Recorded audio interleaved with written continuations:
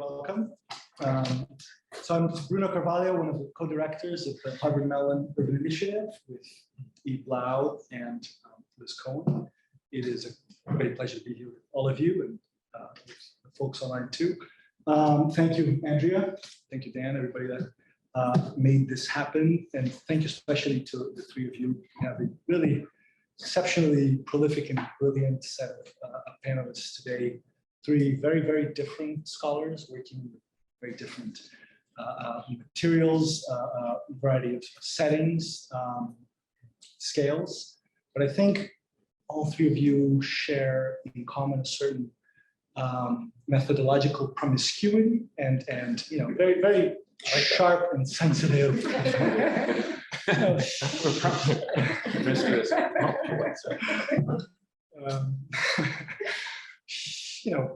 Sharp and sensitive understandings of the dynamics of social life and urban change. I should say for myself that my own approach to some of the questions we'll be discussing today is much more from a historical angle, so I'm looking forward to hearing and learning from the three of you. So I'll introduce you very briefly, and then we'll take it from there. So first, our very esteemed guest, Shannon Mata, who's with us today from New York City's the New School, where she's a professor of anthropology. I think listing her book titles is kind of the best shortcut to the riveting range of work that Shannon does. So, the new downtown library, designing with communities, deep mapping the media city, code and clay, data and dirt, 5,000 years of urban media, and most recently, the city is not a computer, other urban intelligences. Shannon also regularly contributes to Places journal, where I think her essays can be experienced as places that we cherish at their best too. They're kind of platforms for discovery and learning. And she has this just very unique and beautiful way of bringing together approaches that are challenging but generous and erudite, but open to serendipity. So Shannon, thank you so much for being with us. And then no less than Professor Sampson, who's the Henry Ford Professor of Social Sciences here at Harvard, and then award-winning author, 3 books and multiple articles have had an impact on areas including crime, mobility, neighborhood effects, which is of course at the heart of his seminal Great American City, Chicago, and the enduring neighborhood effect. Rob was the founding director of BARI, the Boston Area Research Institute, which to my mind is a model for creative, responsible, and important use of digital data for urban research. So Rob, thank you so much for joining us too. Then Professor Daniel Egbiboa, who is my colleague in African and African American Studies and joins us today from his sabbatical. So thank you for that at the Institute for Advanced Study at Princeton. Daniel has no less than 2 books out this year, and not just this year, but within the same week. That should give you a sense of the type of not scholar we're dealing with. Mobility, mobilization, and counterinsurgency, the roots of terror in an African context, and they eat our sweat, transport, labor, corruption, and everyday survival in urban Nigeria, which I had a chance to read as a manuscript, and it's just a brilliant book. It combines what Daniel calls mobile ethnography with what you could only call a pan-disciplinary approach that yields just really powerful and insightful analyses. So I highly recommend that. Grab that. So Daniel is listed as a moderator, but he has very kindly agreed to also field questions. The 2 of us will ask questions. We'll weave in the several questions submitted ahead of time by the audience. Many of you, I expect, are online. Some of you should be here. At the same time, we'll keep questions coming online, and I'll keep my eyes out for any of you that wants to jump into. The idea is that it is a conversation. It's just hopefully gain a life of its own. But to start it off, Danny. Thank you for that introduction, and it's a great honor to be here. I'm just going to dive into it. Smart cities, street smart, very exciting topics to be involved in. I must say, when I thought about smart city, the concept of smart city, I thought about Lagos, where I grew up, Africa's largest city. And when I was growing up, Lagos was often referred to as the place of the smarts. And I wondered what it was about Lagos that a space could be smart, and that so much that people refer to that place as the place where smart things and smart people live. And those people were not just human beings, they were also spiritual beings. So really interesting the way in which smart cuts across the material, but also the metaphysical. So I think I wanted to start the conversation from the aspect of the smart. The city, many of us will say we know, we live it. The smart aspect is the part that is a little bit, it nuances that city and then brings us together to discuss why predicates the city with smart. And so I want to start by asking, the city has been with us at least for thousands of years. Why smart and why now? And how should we understand the concept of smart? And what is included and what is excluded when we think about smart, or even what is adversely incorporated into that concept of the smart city? And I think it's a simple, obvious, but often overlooked concept, because people are very quick to dive into what it is, whereas the word smart actually evokes certain feelings in us as well. Nobody wants to be not smart. To be told that you're not smart in Lagos was that you were slow, you were sluggish, you were not vigilant. And in many sense, what Shannon's talking about in her book, the city is not a computer. I always think about navigating the city, Lagos, and I think about how the things that help you to socially navigate this space called the space of the smart was very similar to what a computer does.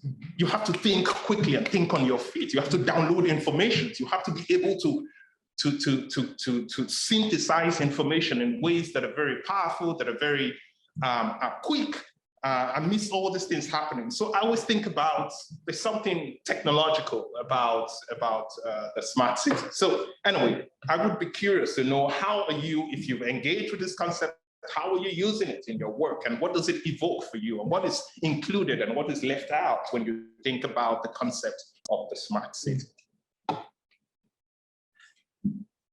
Rob, Shannon? Sure, I can start.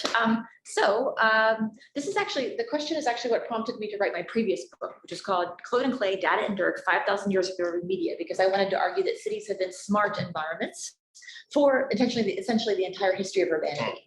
And also thinking about smart cities is actually making an epistemological claim. So what does it mean to use the term smart? What does that mean if we were to substitute in other synonyms for smartness? What if we called it, as some people do, a wise city, an intelligent city, a sentient city? All of these terms are terms that have been used in various discourses. But what is it about the term smart in particular? Smart, as you probably know, has been applied to multiple objects and multiple contexts. We talk about smart technology, smart homes, smart meters, smart fill in the blank.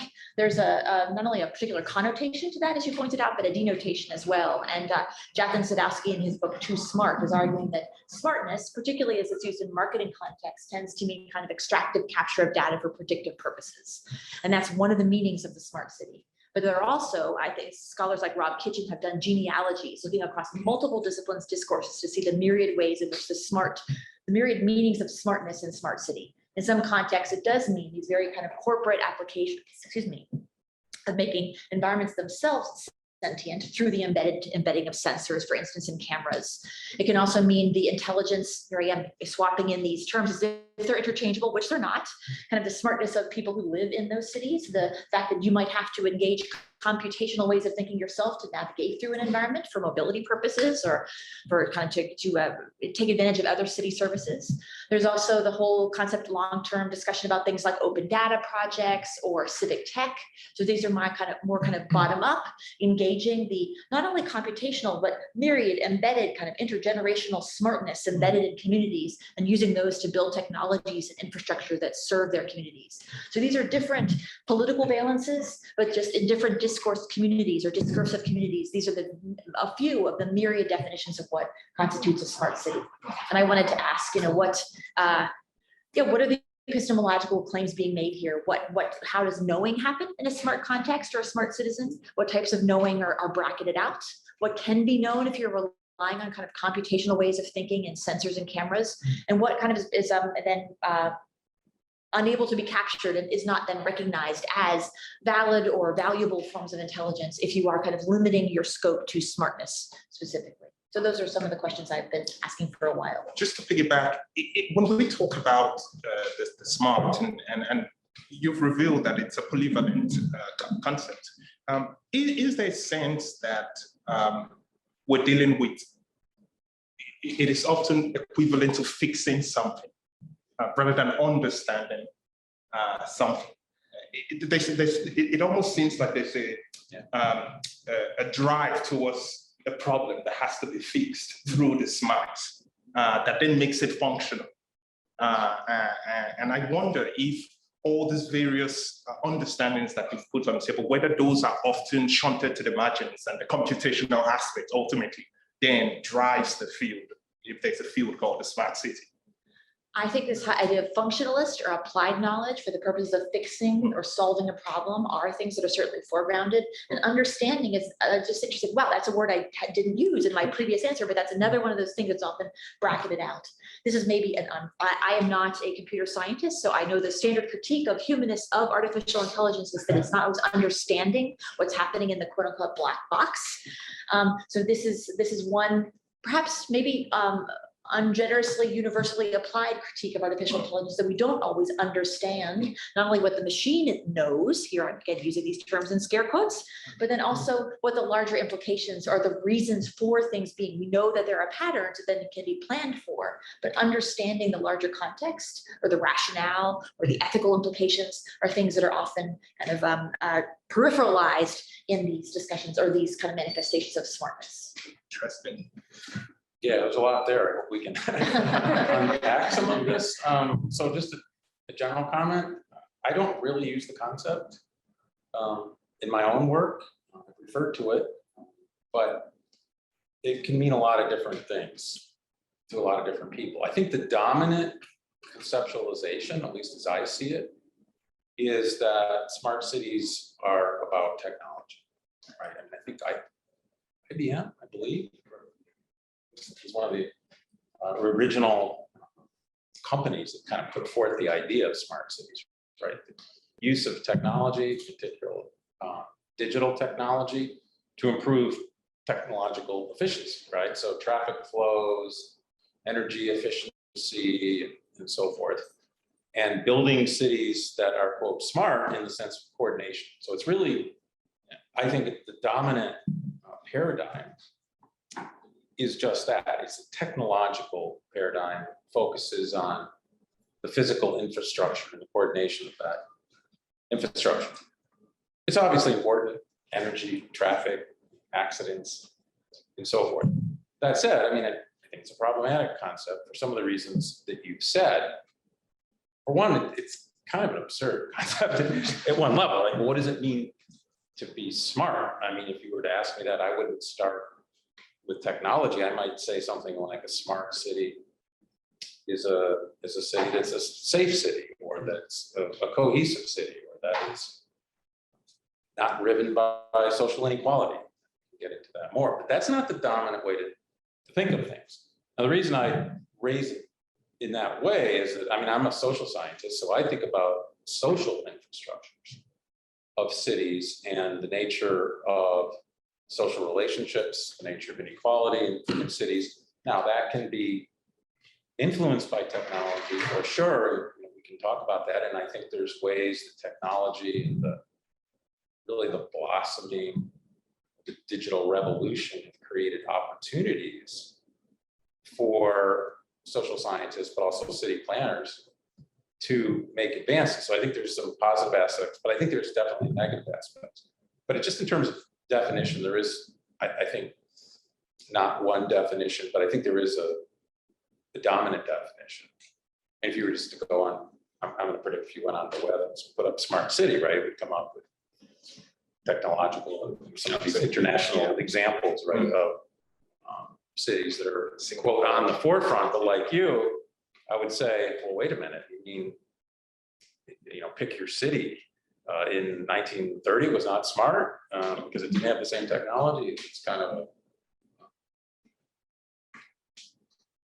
crazy concept in that sense. So I think it's problematic, mainly because of its hyper focus on technology. And I hope we can get into some of the unintended consequences of technology. Just as we know, for example, look at whatever, Facebook, Twitter, like the ideas that were put forth about how that would improve social communication. I think we can agree that there's many unintended consequences of that have been negative. And I think the same holds for the technological or digital revolution in cities in the way that it's used in planning. So could we talk about the unintended consequences, but not just for cities and social life, but for research too, and for your own research on urban and social life? Because there's something here which isn't new. The history of urbanization has always been. History of planning is the history of the unintended. You can think of every problem has a solution. Right?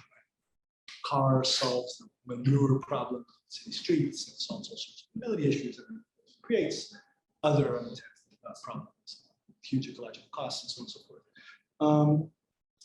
Yeah. So what are some of the unintended, both negatively but also potentially for digital approaches to research?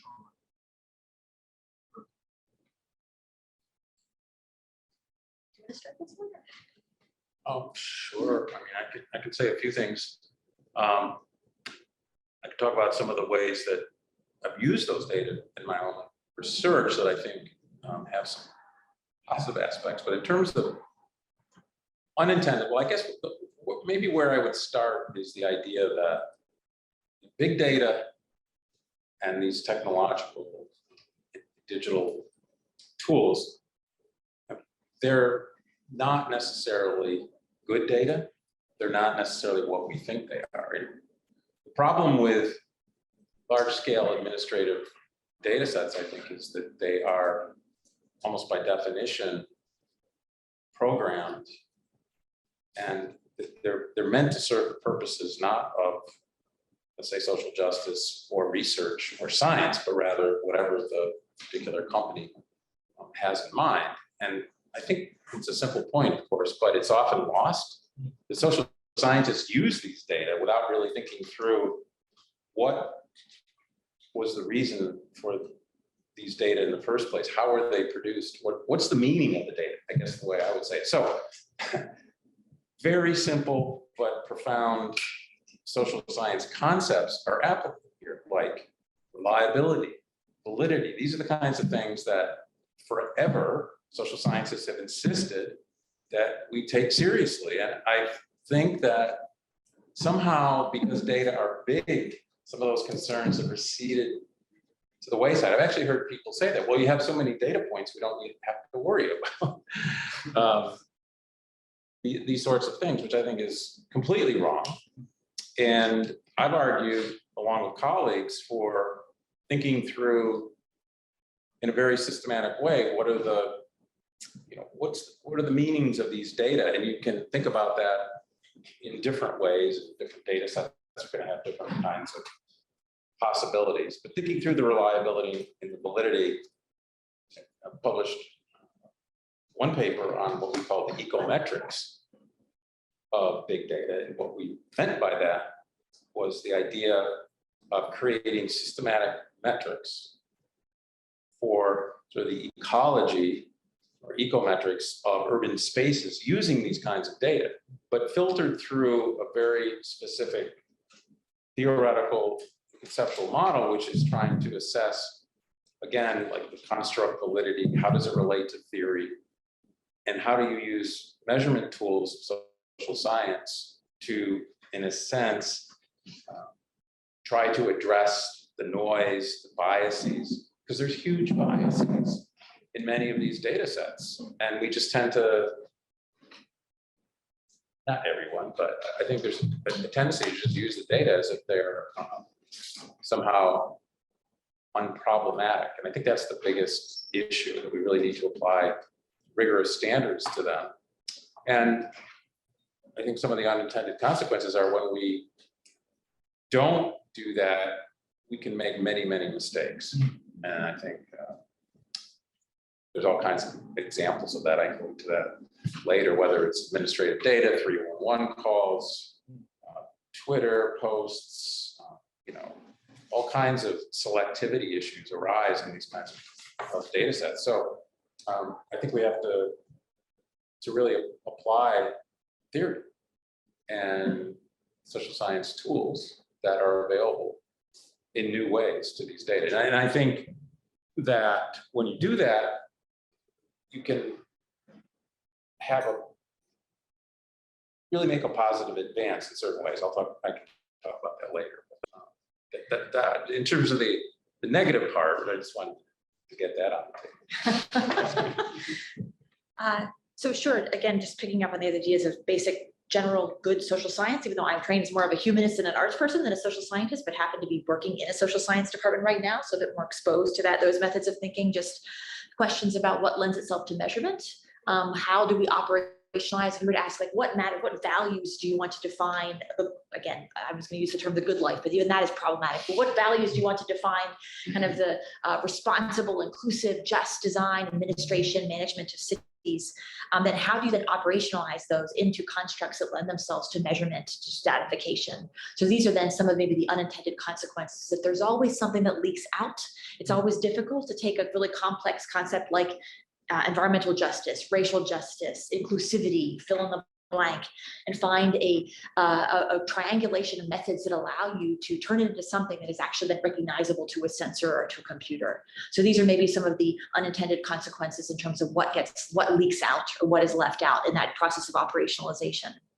There's also when we think of smart city as a technological city, it also tends to lead us to an impoverished understanding of what constitutes technology and data, because technology did not just start with digital technology. Cities have always been technological environments. The history of I wrote a couple chapters in my previous book about cities as spaces of vocal interaction, of the voice, of oral culture.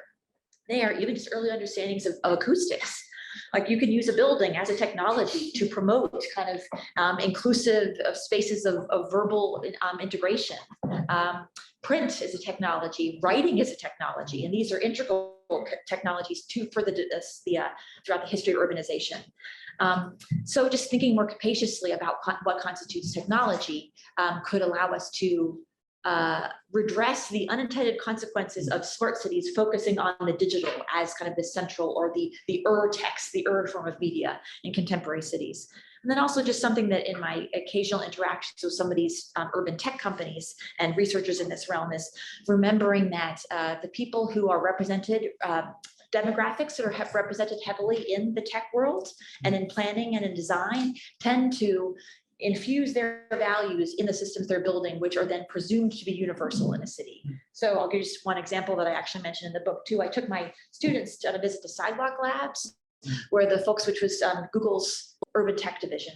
And the people who were giving us the tour said, like, imagine you walk out of your luxury apartment building, an Uber is waiting for you, and a drone drops from the sky and deposits an iced Americano in your hand. Like, this is you and your friend's idea of like what a utopian future is. But other people, just want to have healthcare, or want to be able to get to work with their 1 hour commute from the suburbs. So this is again, it's not a unique insight of my own, but it's something that especially people focusing on bias in AI talk talk about often.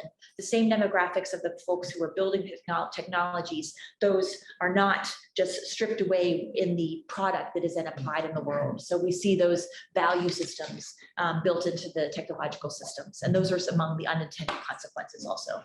But like Rob said, there are plenty of positive things that can be applied to as well. All the realms you mentioned: transit, health, waste removal, water systems, any type of infrastructure. They're really valuable things that technological kind of methods can be used and supplemented with maybe more on the ground humanistic methods, the theory. Do you think, I mean, you got me thinking in terms of some of the concepts that you've raised, another unintended consequence. I pose this as a question, but so I'm not really certain of the answer, but it does seem to me like one of the goals of smart cities, at least in the technological frame, is to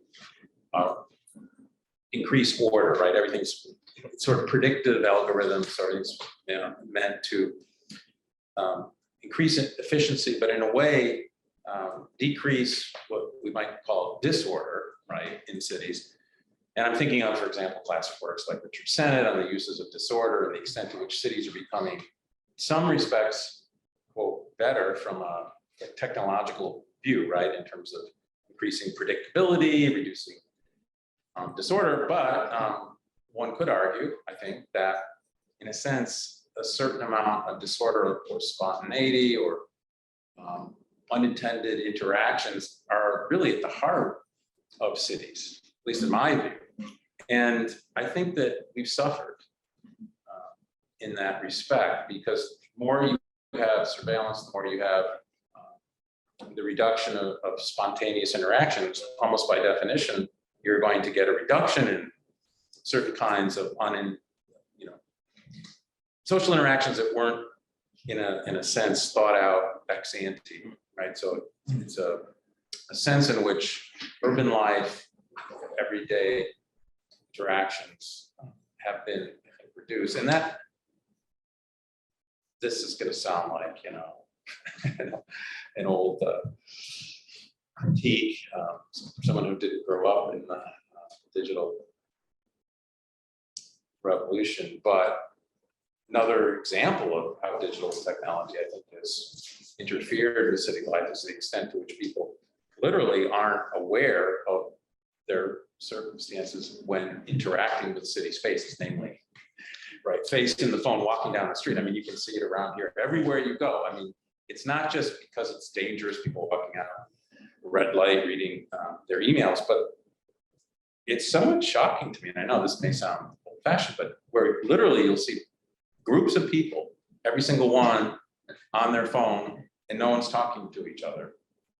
And there's a sort of a lack of social interaction that without that sort of technology, the nature of humanity is that there would be interactions. And I think that that's something that's been lost. And the more that technology is used to control movements and flows in a way that is predictive, to me goes against the sort of essential unstructured socialization and interaction possibilities, particularly across different groups, in terms of income groups, racial groups, that I think are undermined. So I mean, that's another unintended consequence.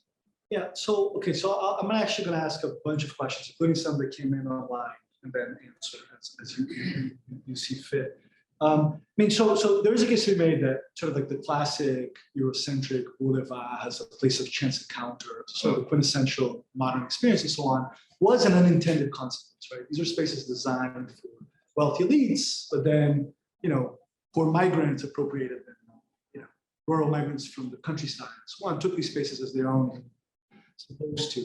Can we imagine an analog to that in the digital world, like the digital as a catalyzer for serendipity and so on? So it's sort of, against, just as a, thought exercise. The other is like, part of your example, and I remember reading this in the book, because there's an opportunity cost here too. It's just such a failure of imagination. You have these fabulous technologies and that's what occurs to you. But you get a damn cappuccino delivered. Come on. But we can do better, right? I mean, there is reason, sort of in precedent, to think that the unintended will in fact surprise us in ways that might not be immediately clear in a moment when the negative effects are so clear of social media and so on. So I'm going to that's not so much of a question. I want to tie that to two questions that came in. One is from Barnett Zhao. Are you here? No. Okay, so I'll read it. What are the possibilities for community-led planning and urban design in the context of new computational approaches? Right? So sort of trying to invert the production curve. That's one of them. The other is from Stephen Larrick online. And there's a bunch of there's one in front of it. It's, how does the concept of smart city and its associated technologies and political economies relate to public agencies versus the private sector versus the people as distinct users, customers, subjects, audiences? And I'll add to that question the temporal element, sort of the time frame of the digital versus the time frame of social infrastructures, the time frame of planning itself and how cities evolve and so on, and sort of the mismatches between the temporalities of quarterly reports and electoral calendars and those of intergenerational social life and social neighborhood effects. I just want to say, Daniel, I'd love to hear what you have to say about any of these things too. At any time, Yeah. and your No, research no. is relevant too. Absolutely, So, yeah. and I have a few. I mean, both of you raised some really interesting points about the unintended consequences. And, you talked about getting on the train and seeing people with their earphones or looking at their phones. I don't think that's old-fashioned. I think coming from certain parts of the world, you find it a little strange as well that the space of mobility is a space of almost silence. It's almost awkward when somebody asks you any question. You're like, why are you talking to me? Because everybody wants to, just get to the bus stop, get off. Whereas I started off by talking about Lagos. In Lagos, where I grew up, you are expected to sort of, this is a space, the space of the mobiles, the space of communication, is the space of interaction. And not to be interactive is to be strange, to be awkward in those spaces. And we wonder the ways in which the smart city concept is now being sold to many cities in the global south, and what that does to that sort of affective aspect of the city, and what change occurs in that place. In such a way then that, and you mentioned community life, such a way then that we through the lens of the smart city, we see certain cities as the sign of the lack. So our focus then is going to give them what they lack. So in that sense, then we don't see we lose out on what is actually going on, because we are always approaching certain cities via negative, through what they don't have. And I think when that happens, what you leave out then is the ways in which even the concept of order, and you raised a very important question, the meaning of data and the meaning of order is immediately exported. And that's why I wanted to say that central to all these things we're discussing, we've talked about all these important unintended consequences, but we know that there is a sexiness around the smart city concept that keeps driving forward, keep pushing forward. And so what is the role of the big money, not just the big data, the funding that comes to it? Because I don't think that people who fund these things are oblivious to these consequences, these values that the city, that has always been part of the city. But yet, they seem to be on the margins. They're not quite important. And the movement towards the smart city is a forward movement. And we're seeing so-called developing cities coming to the MITs, coming to the Harvards, governors from these places trying to make their cities smart and joining this bandwagon. So there's something there about the smartness of the process that says, yes, we know there are all the city is important and it's polyvalent and all these things are happening, but yet this is the community, is the technological community. And that's what community life is. And other forms of community have somewhat taken the back seat.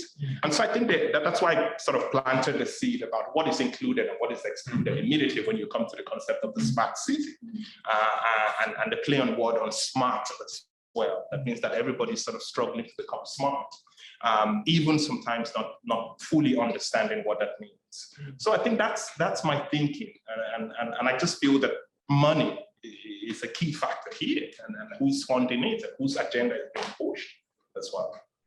So it's definitely playing into the tech community, and like especially with the STEM forward advancement of everything. It's also very appealing to city administrations who want kind of a positivist understanding that are be able to have to be able to measure within short time frames, to be able to have on a dashboard, a pretty dashboard, a map, a heat map showing that you have been effective in implementing these strategies. But also I think that in terms of the more civic engagement, like, so that's the administrators and the tech, big tech are definitely huge players, but then there are also kind of the community, more community public oriented dimensions. Whereas big tech might think of people as both data providers. Like, not only are you consumers, the subject becomes a consumer, but you're also the product, and that you're providing the data that can then be monetized and turned into an urban operating system that's portable to other places as well. But I'm thinking there's so much interesting work, not only within like more scholarly approaches, like Yanni Loukisis's work about local data, Sarah Williams at MIT, who does work on like local data as well. Carl DeSalvo's recent book about kind of data, urban tech as a form of like a democratic process. The work on data feminism that also Catherine D'Ignazio, also at MIT, has played a role in. So a lot of these ways of thinking through critical data studies about what data can do, if not to monetize subjects or to produce efficiency, what other end goals, what other telos or teli, if that's the plural of telos, could there be? We mentioned earlier, what are the definitions of smart cities? There's obviously the technologically kind of monetizable version, but then there's also the e-government approach to smart cities as well. Barcelona is often held up as kind of a global exemplar of how to responsibly work with communities to empower people to choose what type of data they want to use, to give them agency over what data are harvested. Sounds too extractivist, but that they willingly provide and then are used for the benefit of those communities too. And I'll just one final note I'll mention is that I have worked with and written about public libraries for the past 20 years. And typically you don't think of smart city discourse in relation to public libraries, but I explicitly wanted to put them together because that's one institution that, in order to prove its relevance, keeps having to show how they're keeping up with the innovation discourse and STEM discourse. But at the same time, they do represent a broader epistemological universe, recognizing different modes of technology or different forms of technology, different forms of intelligence that matter to a community.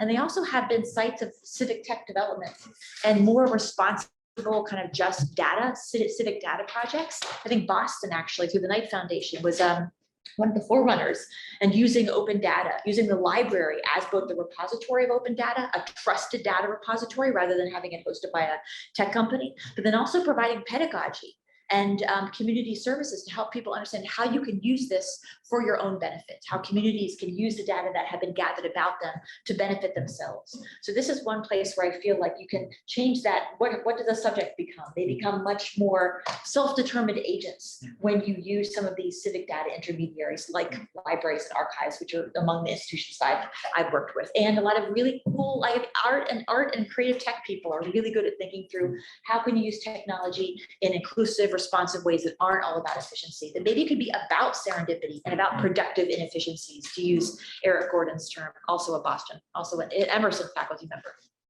Yeah. That's a good point. I mean, just two quick thoughts. One, I think you're right, Daniel, there's sort of a sense in which the smart city is being exported. You know, America tends to export a lot of things in an arrogant way. And there's a social contagion effect as well. I think, dashboards, right?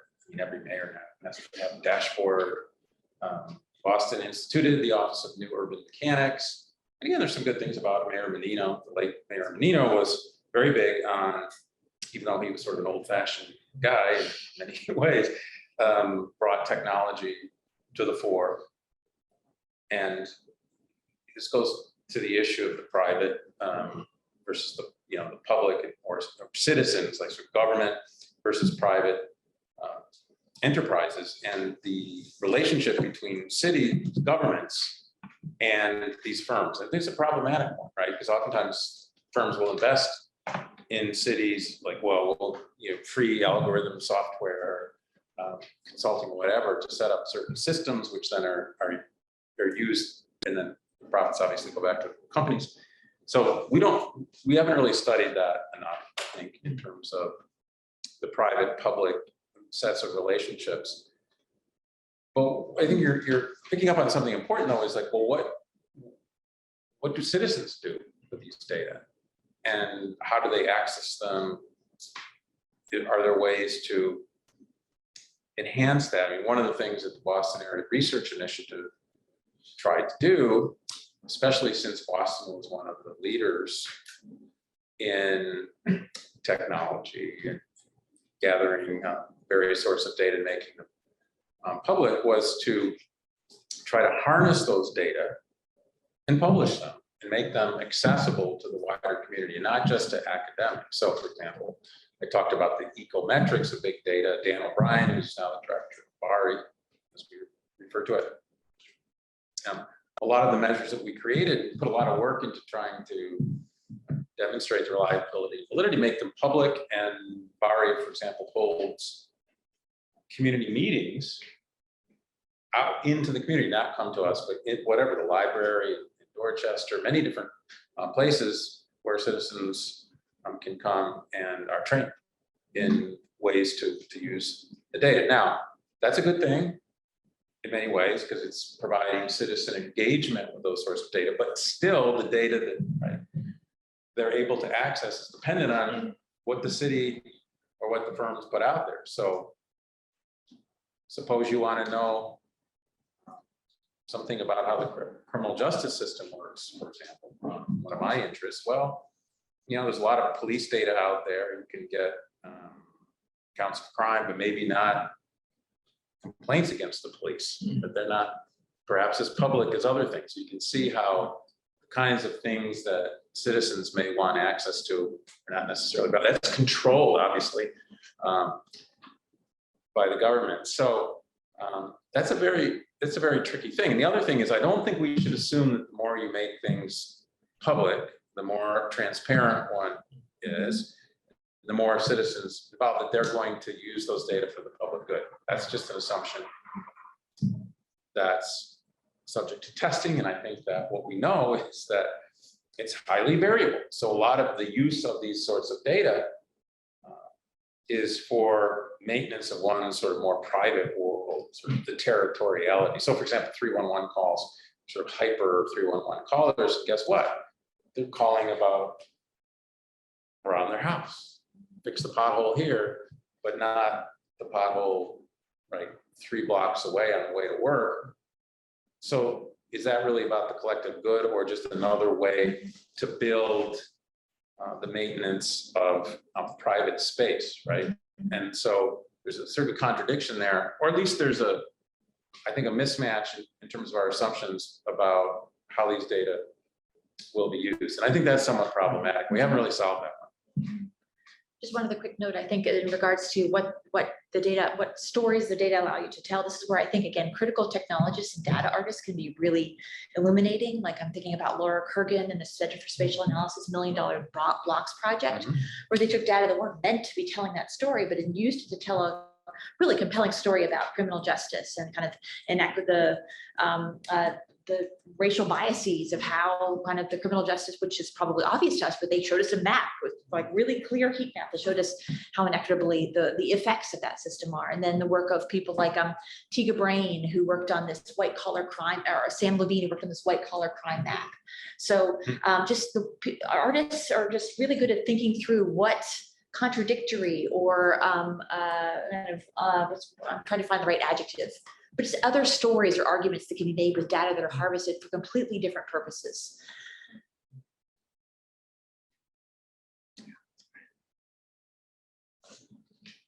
Should I go back to the? So first, please, ask yourselves some questions too. Best case scenario, leave the room. But you actually have answered. You actually both did an incredible job of answering the questions I proposed. So I want to read Another one from Bohdan Orishkevich, and then I'll add an unrelated one too. Do as you wish. So Bohdan asks, how do we exploit smartness, whatever, in urban space to make our diverse urban populations physically fit? How do we get millions of New Yorkers to walk more? Then quotes Kevin Lynch at GSD, at Harvard's GSD, stating that the first objective must be to promote the health of its inhabitants. So any insights on the health angle? And I'll add one about the consequences of smartphones to social life. It's not just data technology as a way to reach to measure other variables, but as itself a variable that reshapes urban dynamics. That's the second question. Okay, two huge ones. Should I add a third? And then these are for you too. Yeah. And the third is, I'd love to hear, I know this is something Shannon has written about beautifully, but I'd love to hear all three of you on your perspectives on the innovation versus maintenance debates, and the relevance for questions about data science and urban life. So, to sort of put it crudely, why do we need Elon Musk's tunnels when it's much cheaper and easier to build a bus rapid transit line to sort of fix those same problems and so on, right? So what's innovation doing there? We have enough technology and know-how to make our cities substantially more just and efficient and sustainable. So should we focus more on maintenance and implementation rather than innovation and so on? But I wanted to ask about the sort of the analog to these debates that are generally in more policy-oriented circles to research itself, right? Does big data have to be innovative? When and how does it help scholars do new things, or things that they've already been doing for a while, but doing it more easily and better, right? In other words, should innovation be a goal in itself? And when can innovation fetish or tech aversion be a problem for urban? Okay, so pick and choose. Did health and personal bodily mobility come up in your projects? It did actually, because I worked on transport, and there were many of the informal transport, I should clarify, not the BRT, the bus rapid transits, which are supposed to be the high-tech, modern form of transport that is displacing these disordered forms of transport, these pre-modern forms of transport, and obviously displacing livelihoods and people's way of life, because these transport shape the slogans on them are just like they derive from songs, they derive from proverbs, they are the wisdom archive of the city, and all these things that just like banned. It's becoming very, very, very common to talk about cities as a space where you ban things and then you impose, you innovate, you bring new things to replace the old. And I think it's in that context, actually, I would always be, these are the spaces that there's no sort of high-tech gene. People just sort of put concrete together, are innovative, and then put some two sort of pull together and start to sort of do their dumbbells and do their lifting. And really, while await time, they do this in the meantime, while waiting, obviously, waiting for so many things, waiting for traffic, waiting for security, waiting for all sort of things people are building themselves. So there's a sense in which the space of the urban is a space of innovation where people are staying fit. And staying fit is a form of vigilant technology where you're waiting to seize the opportunity when it happens, because you want to be fast, you want to be fit. Your being fit speaks something in a space where there's competitions to innovate.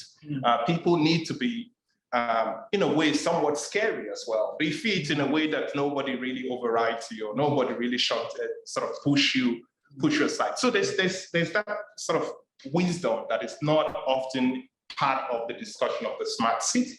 But So it's something that I've experienced as well in terms of just not just for health purposes, it's also for social status and social recognition.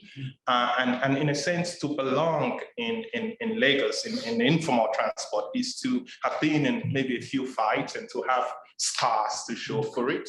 And so that the more you look tough, the more you open access to social capital, open access to money, and you are able to control certain spaces, even sometimes spaces that are deliberately vacated by the state, so that non-state actors or actors that are neither public nor private, and we've talked about public or private, but they're actors that are navigating these spaces. They're not public, they're not private.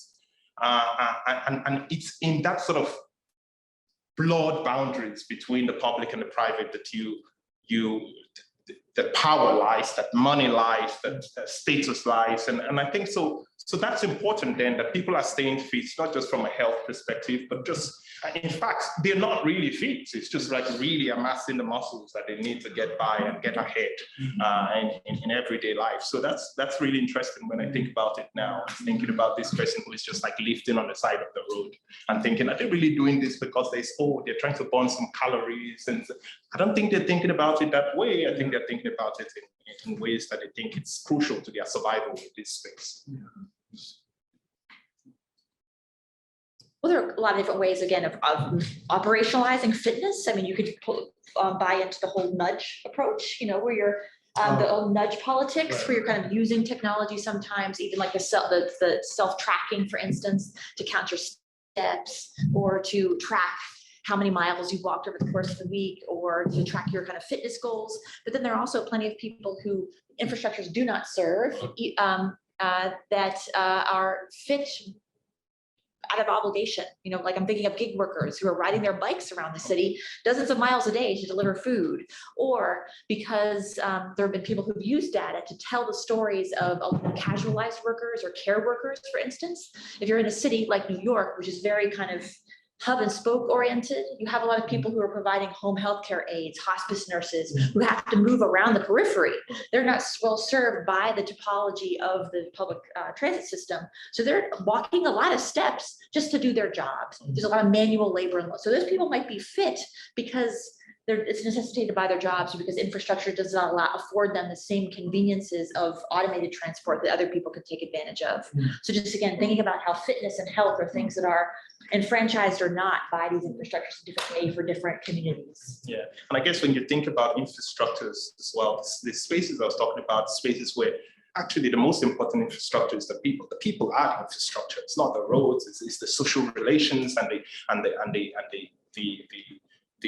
the benefits that derive from those social relationships. And in that sense, then where you put where you invest in terms of fitness is not so much the real health benefit. It's really more to put up a face, to put up because I've discovered many times that I see someone who looks really fit, and then you get to talk to them and they're suffering from hypertension that comes from just the extortion that they are subjected to at various checkpoints, that comes thinking, but they look great, literally. And I'm thinking, well, and they say, yes, but I have to be tough. I have to look like this, but really I'm in crisis medically. And so there's that whole aspect that comes in, and I keep thinking, well, maybe because this is a space where infrastructure is not the pipelines, it's not the transport, it's not the roads, it's really people. And people, when infrastructure depends on people, then it depends on precarity. At one point, you can rely on someone who disappoints you. So that's the space in which these people are navigating. And in that sense, then the more you look, the less you see. There's a mirage kind of politics that shapes that space, where therefore it's not just the society of the spectacle, which is what the technology is often reducing us to, the present and the presented. It's often the society of the spectrum, right? It's the invisible shaping the visible. And so it's not just the outward appearance. There's more beyond what you see. And I often think that technology does not allow us to engage with the how, the familiar and the strange are shaping each other, how the spectacular and the spectral are shaping each other. And too often then we become the society of what Guy Debord calls the spectrum, right? But it's also because maybe the space of the urban is a pathological sphere. It's a sphere in which people sometimes have been exposed to some of the most precarious situations. And so they crave that pathology and technologies that sort of reveal that. And you were talking about policing, for example. I was struck after the event of George Floyd and the lawyer who defended the case talked about, after showing the clip of George Floyd's death, said, you can believe your eyes, right? You can believe your eyes that what you're seeing is murder. But I'm thinking Eric Garner is Staten Island, and I'm thinking, well, they also saw a video, but they saw something different, right? And this brings us to the objectivity that sometimes is being sold as part of technology, subjective, right? But you cannot eliminate the human aspect of it, the messy aspect of it, that there's always something you see from a certain perspective, right? It's not objective as we like to believe in when you think about the racialized aspect of what does this data mean? And who is producing this data? And who is exporting this data? And who is taking on this data? And for what reason? I think those questions are so important. I think technology too often does not allow us to engage with these questions or deliberately obscures those questions. Yeah, and I think, I agree with you. It's the idea that, the innovation is somehow the technology itself. I mean, you asked about innovation, maintenance. I think largely, especially in smart cities, it's viewed as innovative, but it's mainly maintenance in a fundamental way. You also asked about mobility. And how we could potentially change that, I don't know. But I can say that I do think there are ways, though, that we can innovate in the sense of, like, as I would call it, scientific innovation in terms of thinking about how to use data in ways that they weren't intended necessarily. So one example, picking up on your question about mobility, one of the projects that our team has worked on is to think about everyday urban mobility throughout the metropolis. And a lot of research on concentration of poverty and inequality is focused on the residential landscape, that is the characteristics of the neighborhoods in which people live. And it's important. I mean, I've studied this for years. Julius Wilson writes about the truly disadvantaged. But people don't just live in their neighborhoods. We know that we travel differentially throughout urban spaces. And one of the positive aspects, I think, of technological revolution and digital revolution is the ability now to look at that in ways that we were never really able to before. We had small scale surveys, travel diaries, but now with, for example, our phones, better for worse, they know we're in Barker Center within 25 meters, right? Probably, what is this, Plimpton room? Passively tracking us. Now, we can view that as a negative. On the other hand, what does that mean? It means that we can use tools of social science, which we have done, to look across, in our case, 50 largest American cities, use machine learning to determine people's home location, and then track movements throughout the city. We've used that not just with smartphones, but also with other social media. And one of the things we learned was that social segregation is, in a sense, reproduced in the larger world of everyday urban mobility. So, for example, we looked at how racial movement is realized, actually, in the metropolis, and how it varies across cities. And it turns out that, perhaps not surprisingly, although it's kind of shocking at how much race trumps class, social class, in terms of mobility patterns. So, for example, just one finding is that residents of low-income African-American neighborhoods, there's really no difference in their travel patterns from residents of middle and upper-income African-American neighborhoods and exposure to upper-income white neighborhoods. So, in other words, there's this gap, and it's not a class difference, it's really a racial difference. And there's even differences within those who live in white neighborhoods. So those who live in lower income white neighborhoods are distant from upper income white neighborhoods as well. And that's something we really wouldn't have learned without these sorts of data. Now, is that what makers of smartphones intended? No.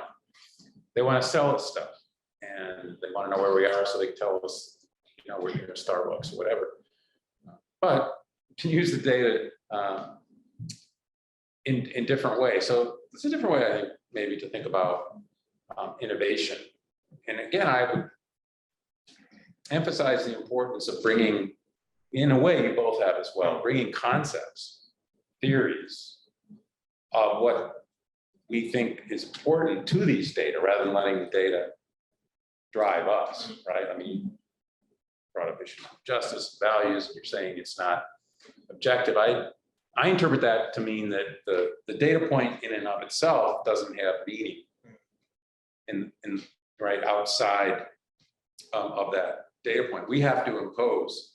So I guess I'm making a theoretical argument about how to see and think about data. And I don't think that's really the way that smart city philosophy is, sort of in a sense that it's inherently obvious and good, and therefore exported. And every city should be smart and they should have more technology. I think we're agreeing that that's a problematic concept. Not that technology is inherently bad at all. It's just it has to be harnessed with a heavy dose of social understanding. Well, you'd also asked about maintenance and innovation. Well, yes, something I and many other people have written about. There's a whole community of the maintainers you might have heard of. There's been an explosion of research, particularly in science and technology studies about repair. A lot of work in like feminist studies, especially Black feminism, about care, the politics of care. So there's been a lot of both theoretical or kind of academic research about this, but then these concepts have informed a lot of design practice, a lot of artwork in recent years. So there's been a lot of discussion about things being an alternative to the innovation fetish of Silicon Valley in particular, which is not new. I mean, this has been government funding has prioritized innovation.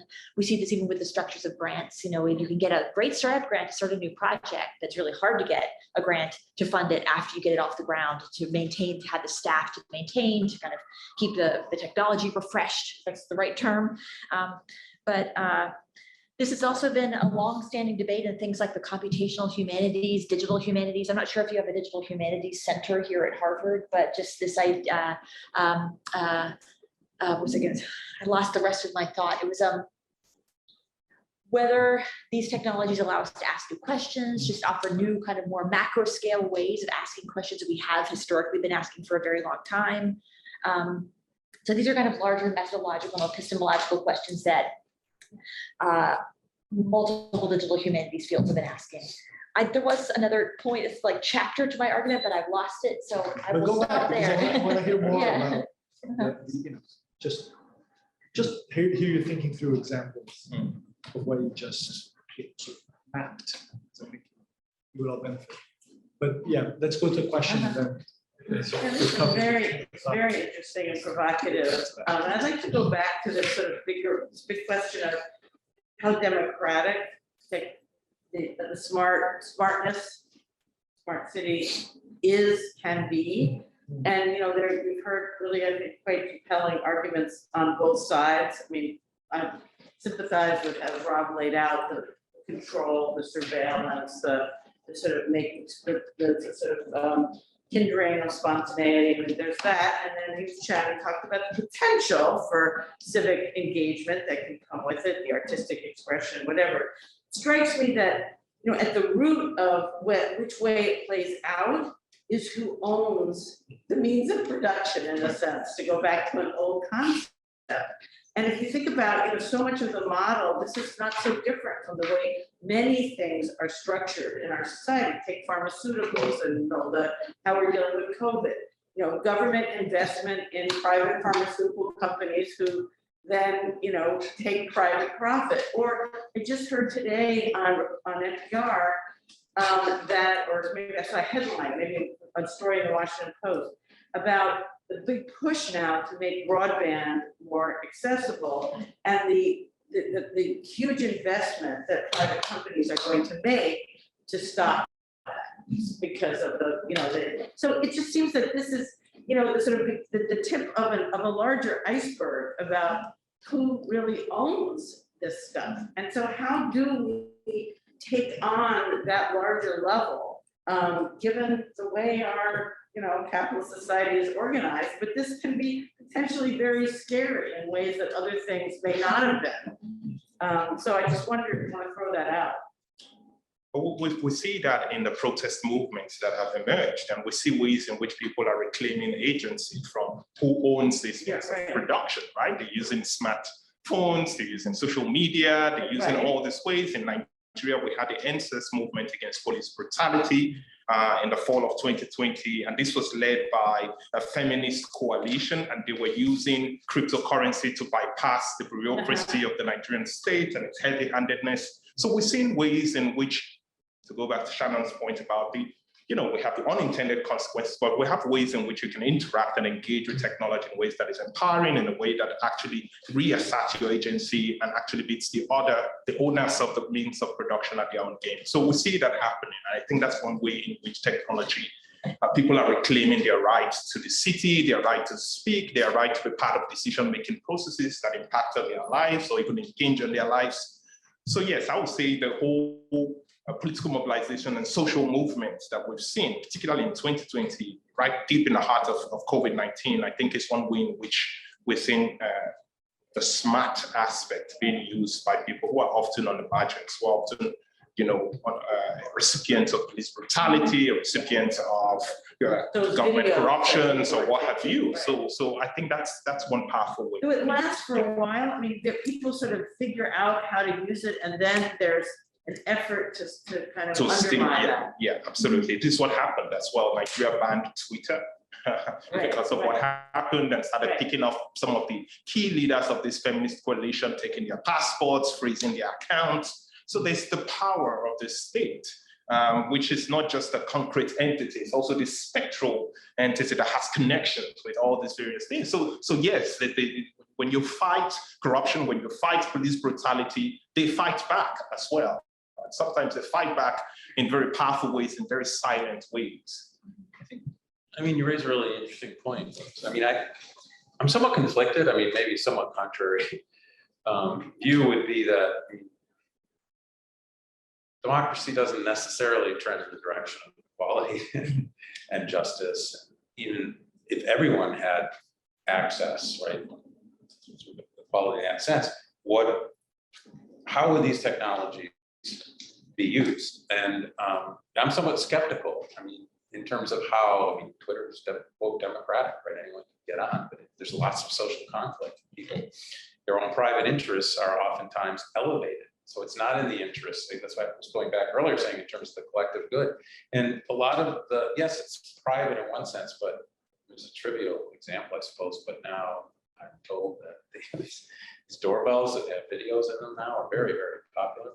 So people are surveilling their own front steps. So you can't even just because I know, because my neighbor, I brought in their mail. Put it in, and she told me, "Oh, I saw you the other day." I'm like, "What are you talking about?" Well, I have a video camera. I just felt, I don't know, surveilled. But seriously, I think that there's an old concept in sociology of the defended community, which is the idea that people use whatever tools they have to maintain the status quo and keep out others. Right? So the concept was originally written about lower income white neighborhoods in Chicago, but it really could be any group. And the use of ways in which, again, people are hunkering down and potentially using these technologies in a quote democratic way, right? I mean, the sense that if everyone had it, you could imagine a world in which there's more conflict. So I think it's a really tough question. I just don't have a sense. I don't believe in sort of like a teleological sense of progress in the sense that it's going to be better if there's just more equality across ownership, that it would necessarily lead to better social relations. I think we have a lot of evidence to the contrary, which means, well, yeah, it means we have a serious social problem. If I could just, it seems to me that many would agree with you. I think what technology does is the aspiration. which is not reality, that it's going to be better, but that you think that it's going to be better. You think that a body cam is going to fix the problem of police brutality. Is it? You know, since We have good evidence. you know, Not really. right, but there's an aspiration there. There's a hopefulness there that is left out when you think that we can find when we critically look at what technology is doing. I think it's not just the concrete, the visible. It's that aspirational aspect that encourages people, that makes them feel like, oh, things might get better, when in fact it's not. And that aspiration is not material. Yeah. I think there are different, as I'm sure you would agree, different technological imaginaries. Yeah. I wrote a piece a couple of years ago about Hudson Yards, which is this big supposed smart city development. It didn't really manifest in New York.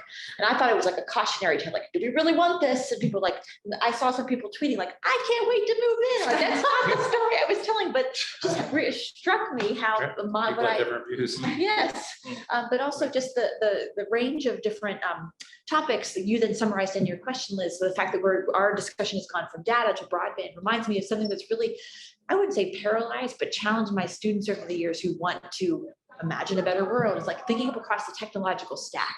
Like, where do you intervene at the level of data? But then what if you can't change the software? What about the hardware it runs on? Then we're all reliant on commercial cable infrastructure, satellites. We can't go launch a satellite. So the question is like, where, if you intervene at one level of the technological stack, you're still reliant on commercial or perhaps authoritarian state infrastructures at a lower or deeper level. So that's the paralyzing thing in some cases, but I do find some hope in kind of like subversive movements, resistance of various forms, even refusal, as some communities have engaged with, like Ruha Benjamin talks about abolitionist tools and digital refusal.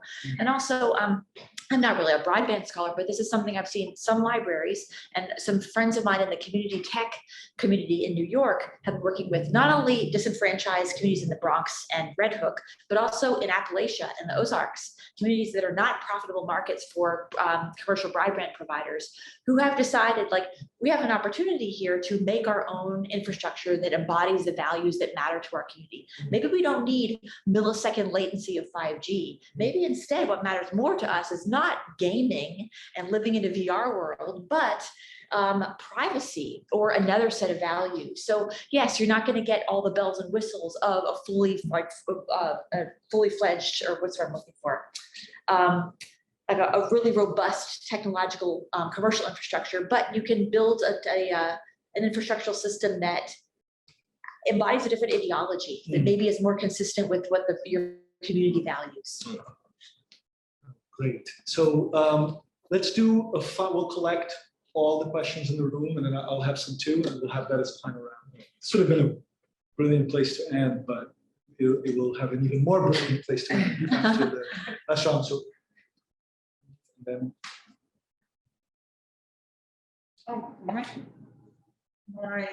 This is more of a sort of observation than a question. But one of the things that has sort of emerged, I think, in this discussion, and it seems, is how we moved from the city to a larger scale. And that I wonder whether, it seems to me that smartness, actually, that we have to rethink the scale of smartness. And is it the city?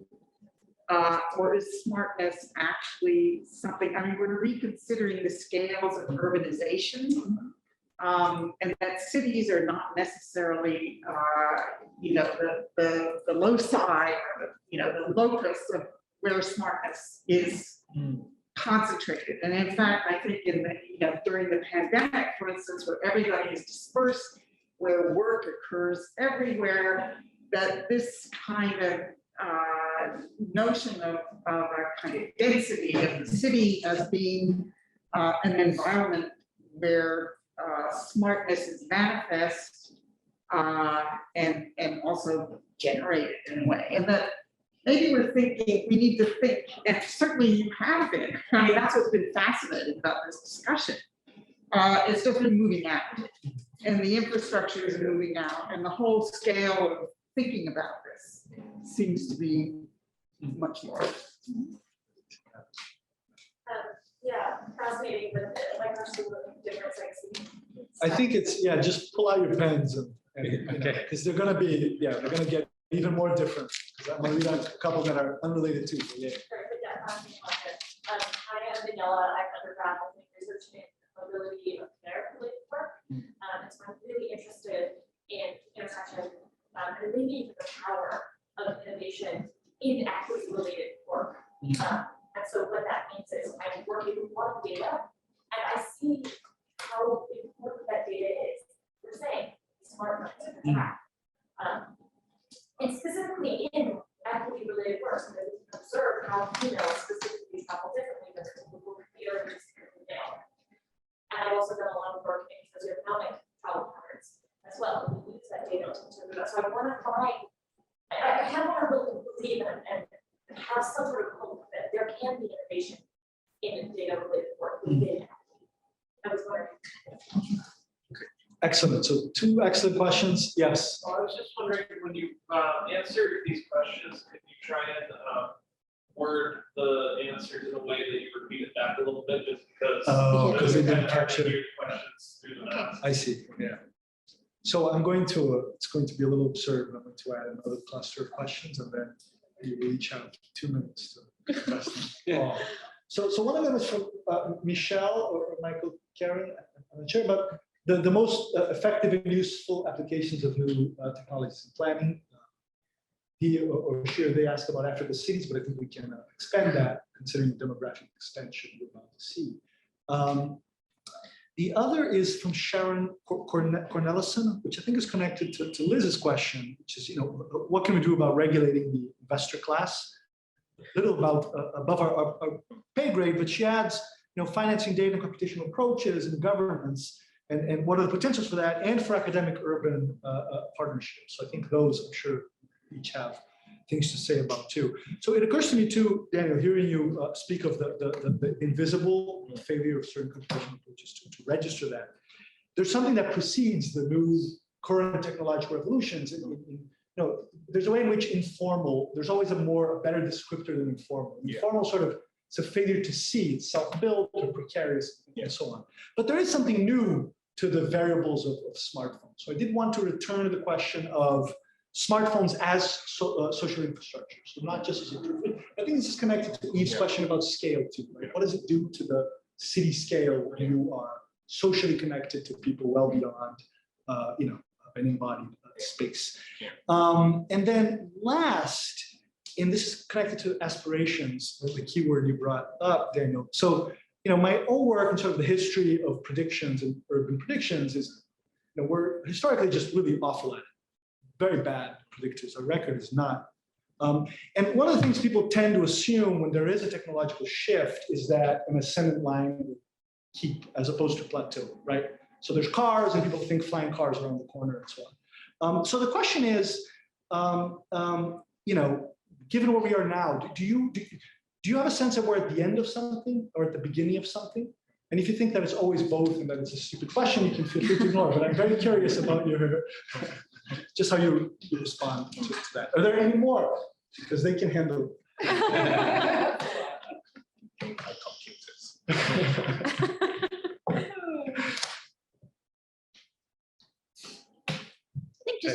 Go ahead.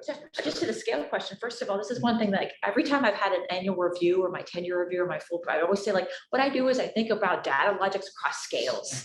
So this is smart. If I had a defibrillator in my chest, that would be smart in some way. If I had kind of like an insulin pump, that would be smart.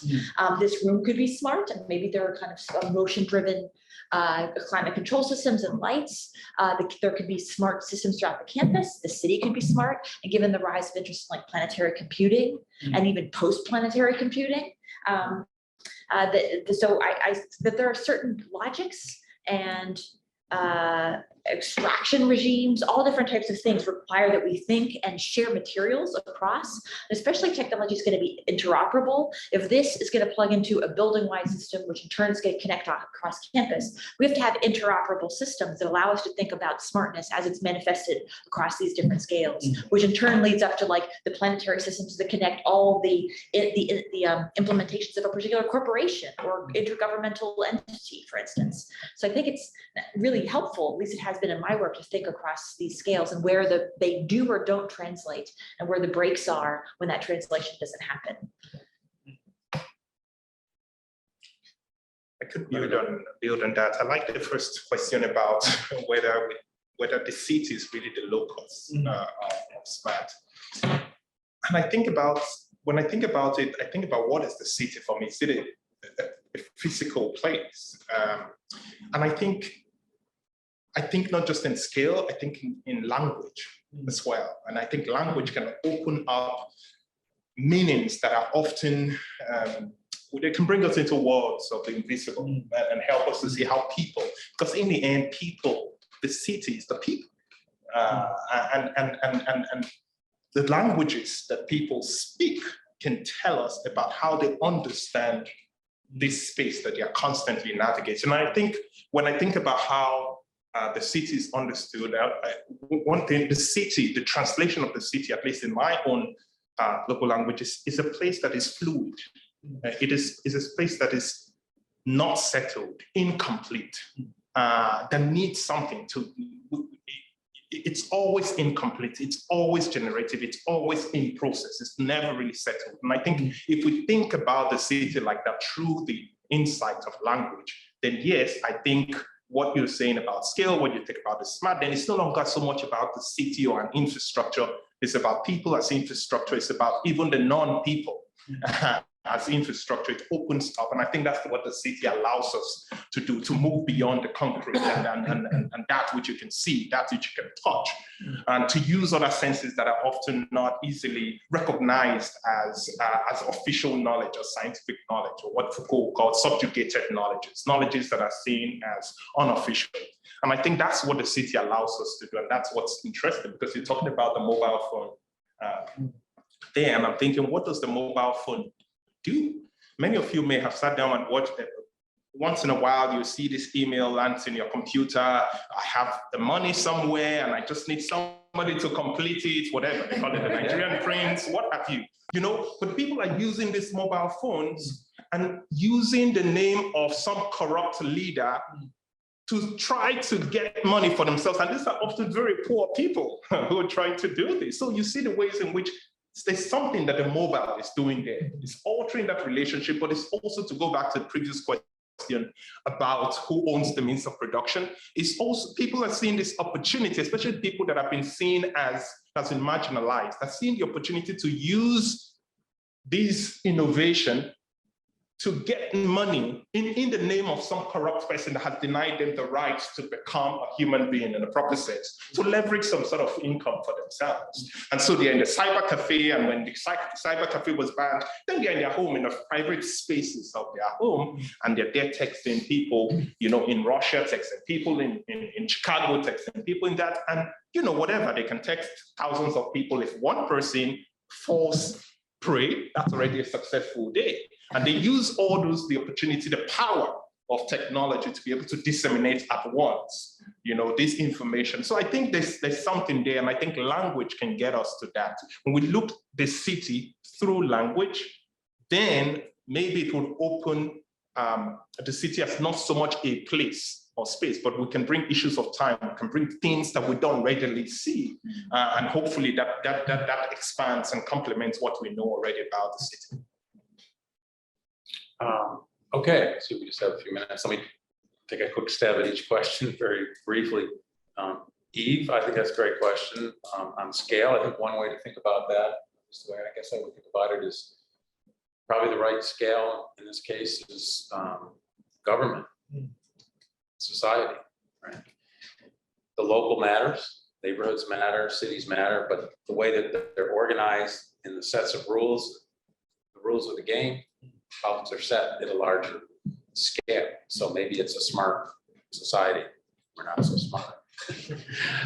Seriously, I think we need to think more about how to translate theories and think about the integration across the scales, and how the government or how societal decisions and politics influences the local. So to me, as sociologists, I think, you know, we need to pay more attention to institutions in politics and quality and so forth. Second, get your name. Yeah, Danielle, I detected a certain aspiration, positive aspiration in the way to use the different kinds of data for equity purposes. And I guess I would say that some of the positive aspects that I was talking about earlier, to the extent that we can generate new knowledge and observe how patterns are being carried out and how social life is operating through new lens, right? That in a sense provides knowledge in terms of how to increase potential equity. That's, I use the example of mobility and learning, ways in which actual social interactional patterns are working. I don't think we can deal or resolve inequities until we really understand the social processes underlying them. So I guess that's sort of a positive take on that. On a negative take, third question, Sharon's question on regulating the investor class, good luck with that. In this society, come on, we've tried that, it's a tough one. But it goes to the first question, which is the larger structures. And look at how it's gone in terms of trying to regulate technology, like Facebook and Twitter. Not very well, but other countries are doing it. So that's a choice, that's a political choice. It's not inevitable. And then lastly, Bruno, are we at the end of something or the beginning? So that's a great question, no idea, but I think we're at the end of something in the following sense. I think we're at the end of idealism about technology. I really do. I mean, I think, does anyone think, that Twitter and Facebook and all this that was supposed to lead to all these great things are good? I think there's a burnout. I think there's a sense of, of increasing cynicism about technology and about politics. And that's kind of a corrosive reality.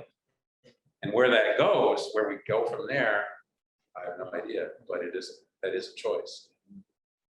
I just want to respond to your question about innovation and equity work. Again, I think if you think across the stack, there are multiple places where innovation at various levels of various kind of entry points of technological apparatus, you could enhance equity. One, I was mentioning networks. I mean, there's this whole community called Radical Networks that have this really great conference every year where they're talking about kind of how can you build a network, technological network that embodies notions of care or privacy or other kind of more thoughtful values. There's also a research center at the New School on cooperatives, worker cooperatives. Much of their work focused on the really community-centered use of technology to allow for care networks, just geographically distributed, maybe disenfranchised communities in a particular city to help one another, to share resources. And then also Ruha Benjamin's idea of established as tools. We want to think about hardware. So how could you reimagine hardware technologies themselves to be designed? Even the whole issue of the right to repair. We could say that if we build tools that are intelligible to people, that are easily reparable, that is whole infrastructures of care and environmental responsibility that are then built into that one little object. So I think there are multiple scales at which you could innovate to promote care and equity. Great. And on that note, thank you all.